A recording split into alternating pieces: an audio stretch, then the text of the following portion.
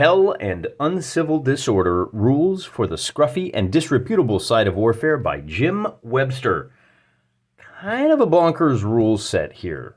Before we get into it, I feel the need to demonstrate that Jim Webster is legit. He is the author behind this generic 1/300th sci-fi wargame rules. This is probably the most traditional rule set. Hey, we all know what 1/300 means. 6mm science fiction, no problem. Little bit of that like on the grungy end of the scale. He has a campaign for this, The Fall of Empire, a little solo campaign you can use.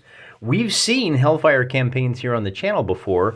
We've used this as kind of inspiration for, particularly for our Henry Hyde campaign. We built forces using the information presented in here. We fought battles using the information presented in Hell in Microcosm. And we flirted a little bit with Hell and Fateful Decisions, but it was the wrong scale. Hell in Microcosm, the maneuver unit is battalions. You're doing like corps on corps or regiment on regiment. This, a little bit smaller, more like platoons are your maneuver elements, but whatever. Be that as it may. Those are fairly straightforward, fairly legit. This thing is wild. Strap in, and I'm going to try, because of the nature of these conflicts, I'm going to try to, we're just going to, keep it all fairly jokey, all right? Although I think it is interesting to point out, I believe Jim Webster is from Britbong Island, so let's just dive into the introduction and I can show you. It's kind of a fun read, even if you're not going to play this. When I first wrote this introduction, I did wonder if I was being overly cynical. Having watched the world turn since, I wonder if I was not perhaps being cynical enough. Now, 2001, he says, so here's the thing. The one thing that most rule sets have in common is that they work on the assumption that the people you hand all this weaponry to are trained incompetent. Now, that should be true, but after watching news clips from Vietnam onwards, it became obvious that not only is competence not obligatory, it is in fact extremely rare. All right, this is for kind of the grim and gritty end of things. Particularly as I read this, I think, man, this would be a perfect rule set for something like the Spanish Civil War, where you had a whole lot of guys that were, I mean, you know what I'm saying.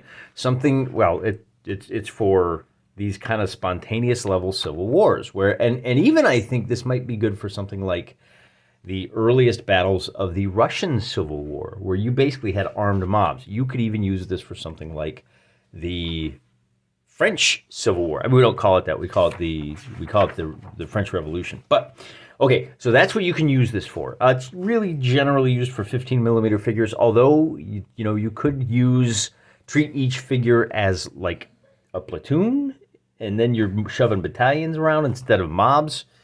Spoiler alert, he doesn't get to this till later, and this is what we're going to touch on first. How the game is set up comes later. Take a look at this table of contents here, right? So we start with the introduction. All right, we got that. And then we go immediately into movement and combat. Oh, wow, we're really not wasting any time here, are we? Okay, covering fire, how that works, and then Overwatch, and then friendly fire. Wait, what? And then we talk about troop types, formations, and finally we get to the sequence of play. Now, I got to step back and editorialize a little bit here. I don't understand how Jim's brain works, because we're talking about movement straight out of the gate. Well, who's moving? What are my units? Like I don't understand what the sequence of play is. This seems like a very weird place to put movement, particularly when you roll directly into covering fire, Overwatch, line of sight, friendly fire. Wait, I don't even know how you shoot. Why are you telling me what friendly fire is? The structure of this rule set is really weird. It really needs a quick reference sheet because stuff is scattered all over, as I'll show you.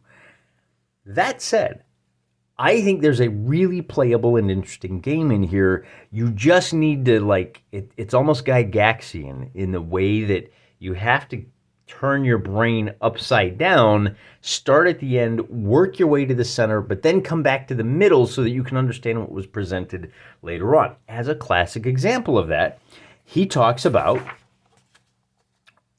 an MGIAT. Here, let me get that a little closer, right? So this is the MGIAT, right there in covering fire. This is, look, table of contents, and then we get to MGOT range infinite. Wait, but I don't know what that means. You have to define your terms. It's not until you turn the page, and this is basic, fundamental, technical writing, guys. If you're out there tinkering with rules, you don't put here we go. My God, it's a tank. That's what MGOT. You can kind of understand from the context, but put this at the very beginning and tell me, what figures do I need? How do I build a force? Don't start with Overwatch. That's weird, man. Okay, so that's going to come up quite a bit. Now that said, there is some structure here, and it's workable, right? Then we get into formations, and this is probably where I would have started. Normally, troops form up to create a bunch. Okay, it's just a bunch of fighters. We're not worried too much about whether they're an echelon or if they're, in column of attack or form square. That's way beyond what our guys are doing here. We're talking about guys that, were probably mad because like a whole bunch of invaders came in and started grooming their daughters, and they're in a Gates of Toledo situation where the leaders of their country are just letting floods of invaders in, and if they try to push back, then the government says you're the bad guys, and I said I wasn't going to do this. Okay, so I'm not. I would have started probably with building your formations. These are mob tactics for the most part. Okay, we'll talk more about that in a little bit. It's about 10 guys, 15, 20, 28, whatever, and then one vehicle. That's your MGOT, and we're going to call that MGOT because it's 2024. He says he pronounces it Magot, but an MGOT is, when you're dealing with this level of warfare, it's anything with a big old gun. And amusingly, he says, look, it's a little bit relative, right? Because if you've got a technical, you got that Hilux Toyota with the 50 cal on it, that could be my God, it's a tank, if the opposition forces don't have anything tougher than that. But if you've got a Hilux with a 50 cal, and on the other side, you've got a Bradley fighting vehicle, well, that Hilux gets demoted down to transport because it just doesn't have as much firepower. It's a little bit of loosey-goosey, kind of like that. We don't need 40K levels of detail about every little thing. 7.5 minutes into the video, let's talk about the sequence of play. This is kind of interesting. Side A uses magic. Oh boy, wait, what are you talking about, magic? Well, I'm going to do I'm not going to do what Jim did. I'm going to go to the section on magicians. And this makes a lot more sense than you might expect. I know some of you historical guys are like, yo, I'm outie as soon as you hear that. Don't, because he uses magic as, remember, this is a rule set that could go from Napoleonic era, Vietnam, sci-fi. So magician is kind of a catch-all term. You just need to translate that to all forces have those who can influence conflict by powers beyond the comprehension of ordinary mortals, says Jim.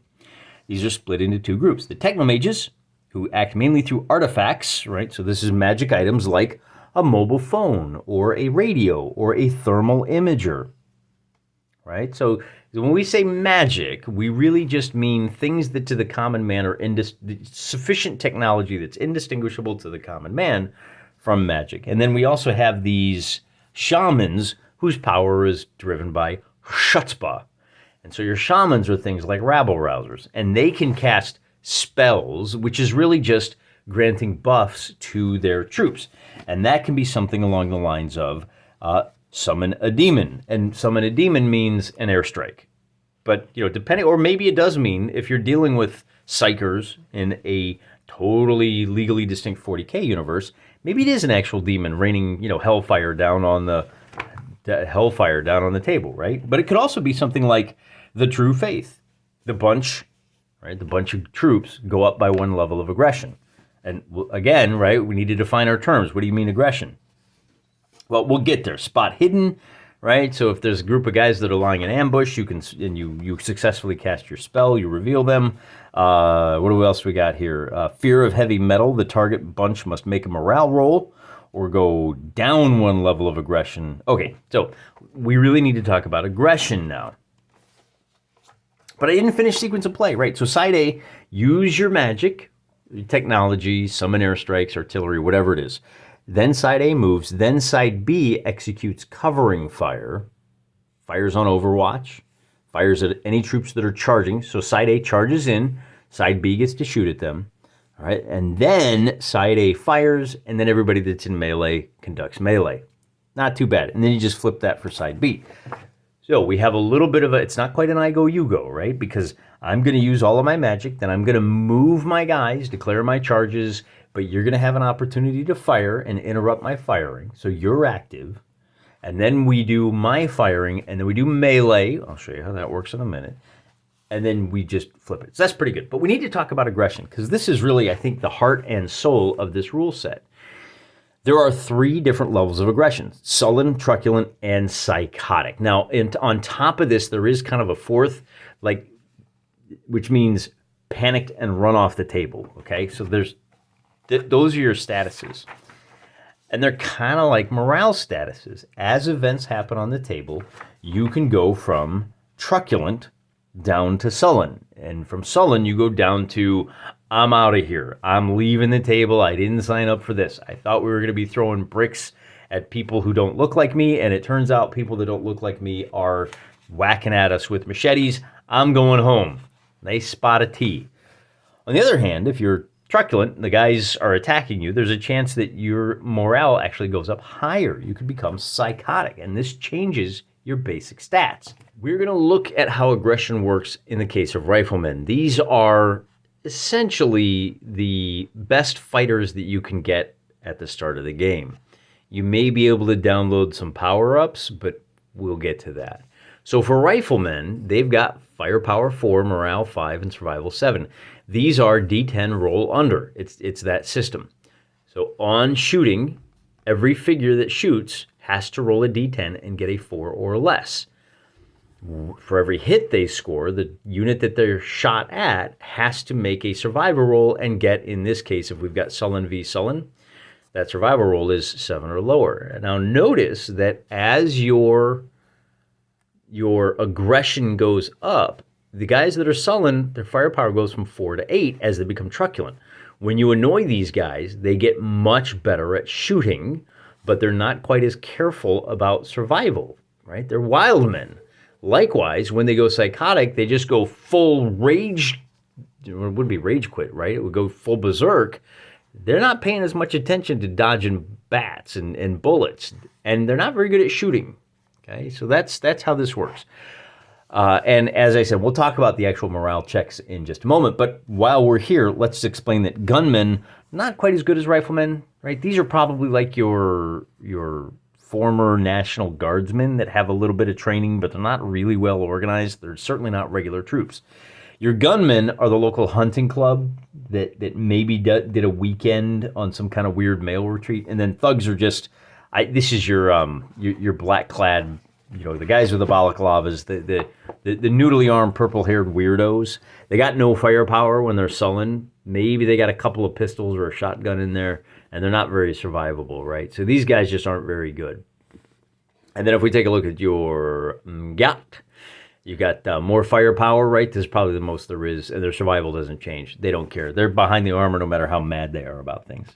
So we already talked about, and of course, troops firing and moving. So you can fire anywhere along your movement. I think actually no, you have to move. I don't know. I need to play through to figure out exactly how that works. But bear in mind, if you tie your survival roll, so the guy gets hit, we get 4 guys hit, we make our survival roll, and 2 of them rolled 6s. Those guys are pinned, so they fall down and they can't fire. Okay, so pinned figures can't be killed except in close combat. It means that I think on the next turn they have to recover. They're not going to be available for either movement or shooting. Then we can talk about close combat, very similar. If 2 figures come into base-to-base contact, then what you'll do is you figure out how many figures there are. So this is mob v mob. This is very similar to something like Dragon Rampant. Just smush them all together, right? And I got 6 guys and you got 4 guys. So I'm going to take this number and I'm going to roll a d6 for every figure that's in the combat. Add all those numbers up, and whoever has the higher number wins the combat. And here again, I gotta complain because I don't quite get it. When fighting against infantry, roll d6 for each figure in contact and add the combat factor. Wait, does that mean that I pair off figures and I roll a d6 for each figure and add this combat factor? Or do I tally up all of the figures, roll a d6?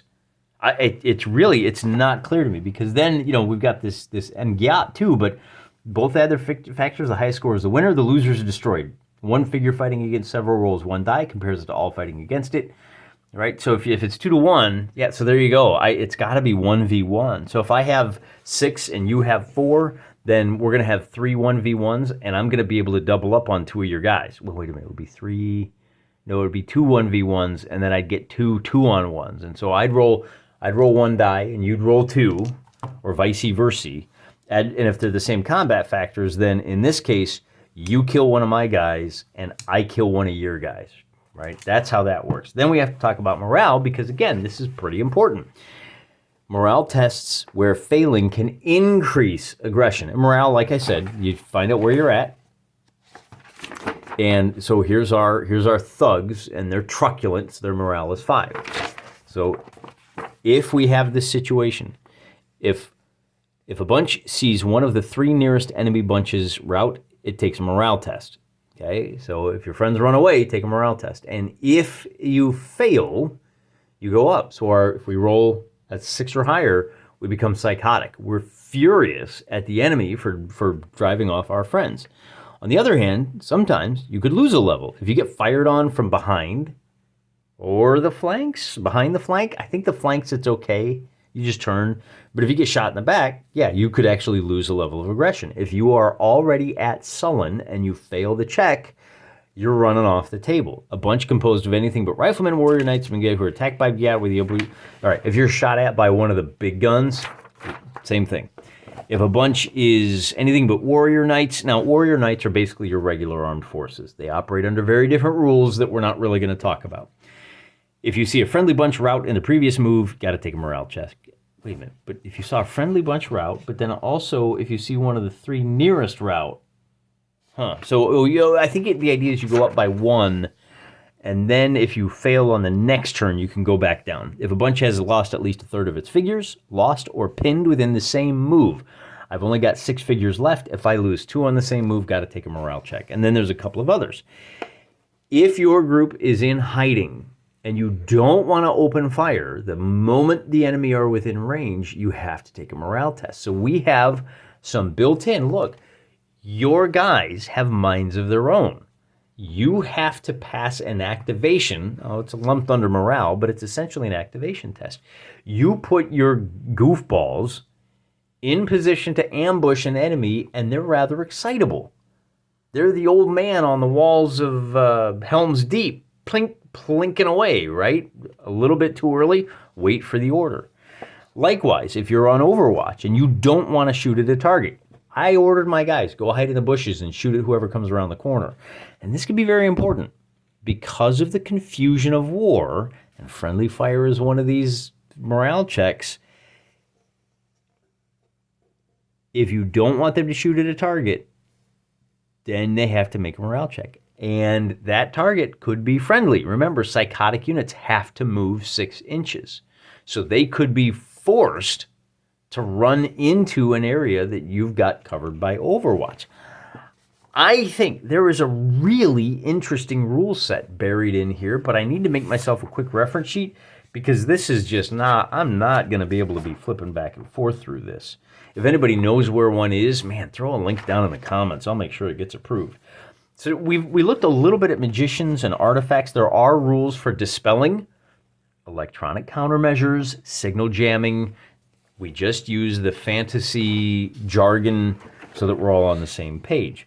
But here, one or two of these allow you to summon a thing called Warrior Knights, and Warrior Knights, as I mentioned before, do not work the same as others.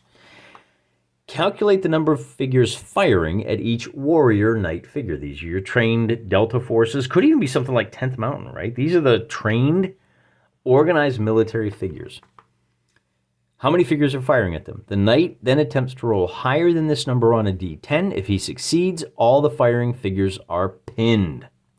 If the knight fails, the knight is pinned and automatically calls in an airstrike in his attacker's next move. Okay, so I guess we're assuming, or artillery strike. If you've got a professional military force that comes under fire, what are they going to do? They are not going to, generally speaking, they're not going to charge face first into the machine guns.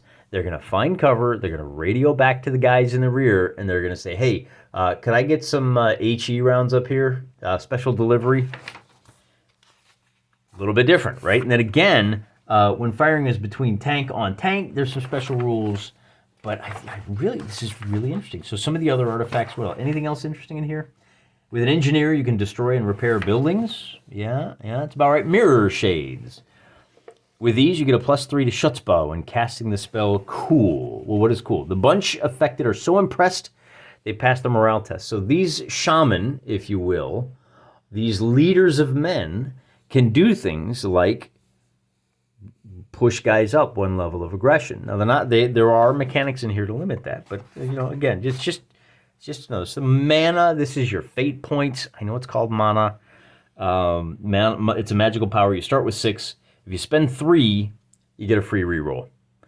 But some of these different things, these demons that you summon, can affect your mana. So, for example, and in fact, there's a couple of different ways to affect it, right? So, in this case, it's called 7th Cavalry. You summon a bunch of warrior knights. This gains you plus D10 halved mana, so D5 mana. Yeah, that's pretty good.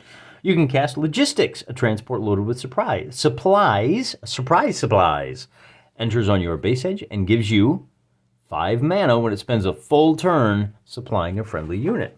A little bit of conditionals there. A little bit of chaos to add to the fight here, right?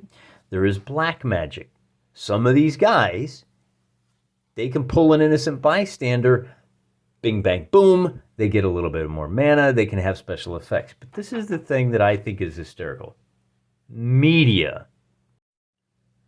On the one hand, if your warlord, think AK-47 Republic, decides that he's going to ring up on his cell phone and he's going to call the BBC to come do a little puff piece on why it's good that he's starving the population, and because he's being supplied by communists, they're likely to do that.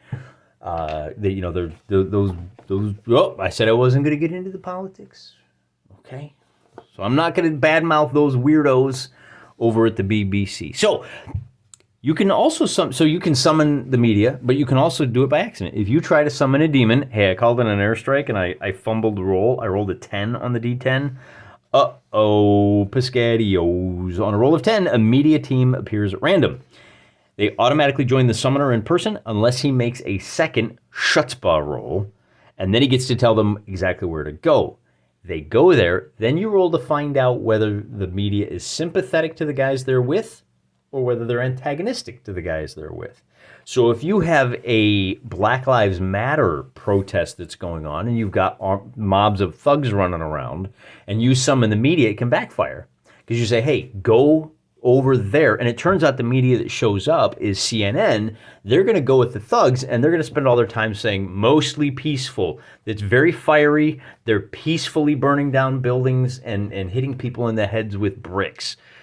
On the other hand, you could summon, you say, hey, I want this media personality with me, and whoops, it was, what's that guy's name? Andy Ngo? I think that's his name. Who's that guy that's always running around getting bricked by Antifa, and then the prosecutors turn a blind eye? It could be that situation. So I said I wasn't going to do it. It's really hard. Anyway, once the media have been on the table, you can try to dispel them in the flesh, right? So you can get rid of them easy, but here's where we go. Media effects. Friendly media dispel the 7th Cavalry. So if there are any regular troops on the board, posse comitatus violation, they're out of here. On the other hand, they dispel enemy and friendly, right? So those warrior knights go away. All 7th Cavalry on a hold and in hiding, except when they're summoned by an NGO. So that's a non-governmental organization. There are rules for that too. We'll get to it. But here's where it's funny. When friendly media are with a bunch, roll a d10. On a 1 to 3, the men in the bunch tell all their complaints, problems, and hardships. They immediately become sullen. So this might be useful. Hey, I'm going to sick this cameraman. We've got a live streamer here. We're going to sick him on that group of guys because they're psychotic and I don't want to face them. Kabow. There's a very good chance that they go immediately from psychotic to just kind of sullen, kind of kicking rocks and hands in their pockets. The bunch does not fire for a move because they're busy, they're distracted, they're preening for the YouTube influencer. On the other hand, hostile media with a bunch roll a d10. On a 1 to 3, the men rob the media and dump the bodies.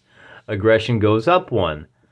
As I film this, listen, this happens all the time where these happy-go-lucky naive reporters are like, I'm coming to you live from the war zone, and here's the bad guys. Oh my God, they're robbing me. Who could have predicted that the bad people would rob me when I'm trying to tell the world they're good people? The bunch gets despondent, drops 1 level of aggression, and on a 10, they drop a level of aggression and withdraw for 1 move. So the press can actually chase off people that they're mad at. Hostile media are viable innocent bystanders for black magicians. In other words, the bad guys can sacrifice the media and then they gain more mana and they can cast more spells. Drop more heavy artillery. A demagogue is a specialized shaman. They have to have a high chutzpah. They can't use a swagger stick. What does a swagger stick do? You must have a charisma of 5. With this, you cast the special relativity of terror. The bunch with the magician using this spell retest an unfavorable morale result. This is done repeatedly until the tester is happy with the result. However, each time the test is failed, roll a d6. On a 1, the magician has to shoot someone. Oh, we are doing total 40k. These are the political commissars, right? If he rolls let's see, the figures are moved from the bunch. If he rolls a second successive 1, they have shot him. Okay, so every time you fail, you roll a d6. And on a 1, he's dead. On anything else, he shoots one of your soldiers or one of the members of your crowd, and you get to test again. So you can keep testing as long as you have guys available. All right? So that's what demagogues are. The only demons they can summon are Casevac and Rational Enlightenment. Oh boy, Rational Enlightenment. Let's go ahead and flip back and take a look at what that means, shall we? Casevac, of course, is going to be like a heal spell, I think. What do we got here? Oh, sample demons. Oh, these are the demons, right. Casevac. Transport crewed by warrior knights arrive.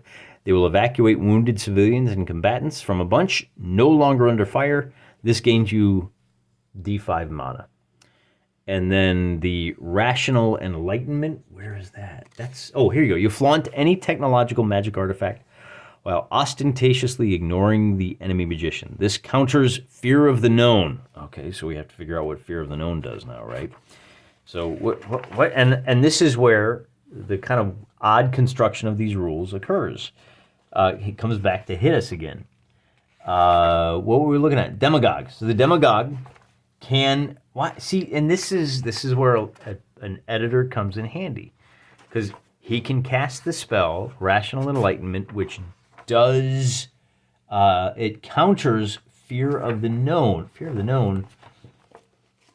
If this spell succeeds, the nearest enemy bunch realize who he is, and their aggression drops 1 level. So this is just an intimidation spell. All right, got it. Ordinary troops cannot kill him by firepower while he's casting the spell. Or if he tries to cast it on warrior knights, he dies automatically. Ba-dum-bum, ba-dum-bum. He can also be killed by demons who aren't easily impressed. I don't care how silvery your tongue is. You're not going to be able to argue your way out of fragmentary debris. All right, so there are a couple of other things. We do have rules for snipers. He always starts the game as truculent. That's the middle one, right? Firepower of 7. If he's a thug, he has that guy's survival and morale. But this is where it's interesting. He'll only fire. Each time he fires, if he doesn't get a hit, it's because he didn't fire at all. He'll only fire on 100% shot. The survivability roll of someone hit by a sniper is reduced. Anybody he shoots at only survives on a 2 or less, and cover doesn't work because we assume that the sniper is not an idiot and waited until the guy peeked his head up. That's a thing snipers do. If you're hit by a sniper, you roll for reaction. All right, so I think you make your morale check. It says if they don't break, check below. Sullen units just go to ground and hide. Firepower drops to 5, but hiding troops can't shoot a sniper. Psychotic troops just go full predator. There's something in the woods. They just go full out, mowing everything down, but they miss. Okay, they're not going to hit anything, but they have a lot of fun burning off some rounds. Truculent troops make a firepower roll. They're really trying to get a clue as to where he is. They fire where they think he is. They roll 1 die as a bunch, so they just get 1 chance. So they're all kind of looking. You roll a single die for the whole bunch when they shoot back at him. Warrior Knights already automatically spot him on the second shot, and if the sniper comes under fire, if he fails, becomes sullen, he stops being a sniper and he just goes to being a regular guy. There are a little bit of rules for booby traps, so let's take a look. Minefields, yeah, I'm probably not going to use those. Get the book yourself. I don't want to give up too much. I don't want to get that copyright strike by people angry about all of the not political stuff that I was joking around about, if you know what I'm saying. So now let's take a look at scenarios. Diamonds are a boy's best friend. We are in the Congo. Zairean startup. Mobutu Sese Seko is trying to get the diamonds and get out of Dodge.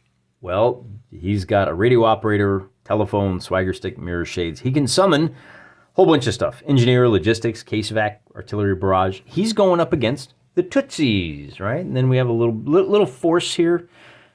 20 regulars, 20 gunmen, 10 thugs. He's got 2 Magats. And then we talk about terrain, winners and losers, sci-fi, civil, uncivil disorder. This is an orcish raid. Jim gives us some ideas for great orcs, middling, and goblins. Humans are normal in close combat, but now here's how the great orcs, middling orcs, and goblins go up against when they're in melee, right? Are they better or worse against vehicles? I don't know, right? And so they're doing a raid. They have to grab the MacGuffin. It's a space beacon that will allow them to summon the orcish fleet to take over the whole planet.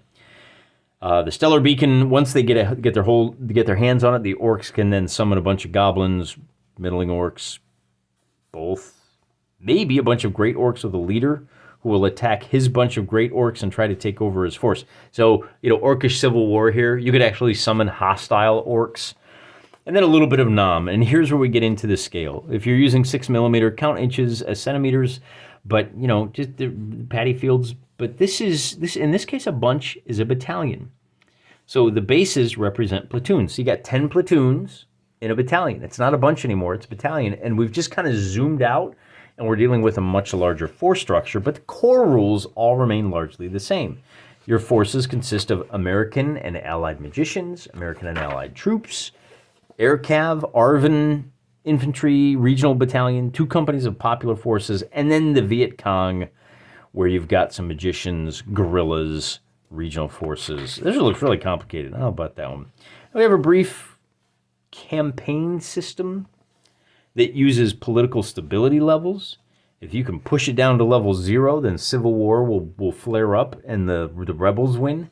If you can keep it at 4, then the forces of law and order win.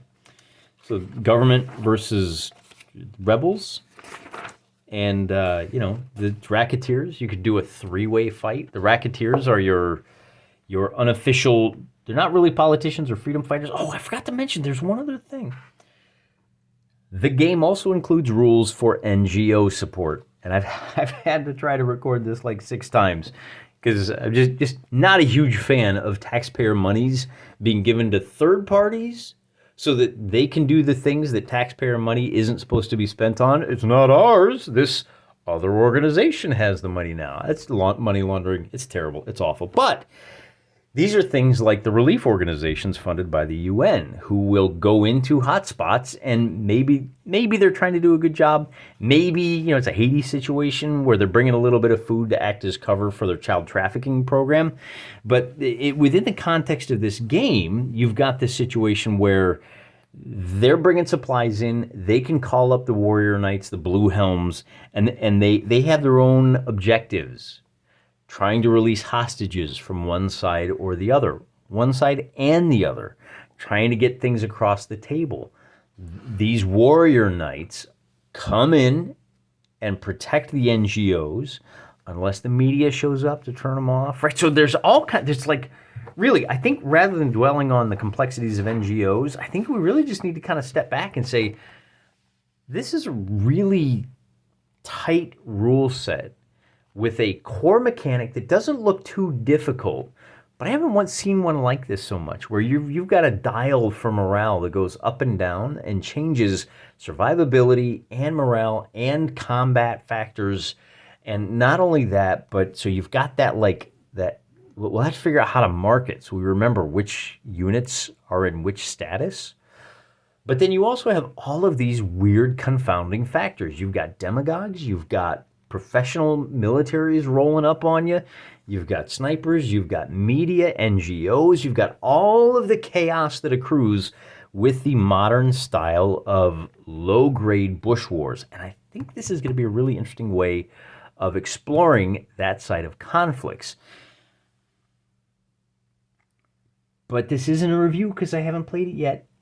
But I wanted to go over the core rules so that in our next video on Hell and Civil Disorder, we can just say, look, here's the forces, here's their stats. If you need to know what that means, come back to this video and watch the whole thing, because there's a whole lot of points where you're like, this is weird and crazy, and I want to put it away. But don't, because I think it's going to be a lot of fun. Come on back and find out with me next time. Till then, I'm praying for you.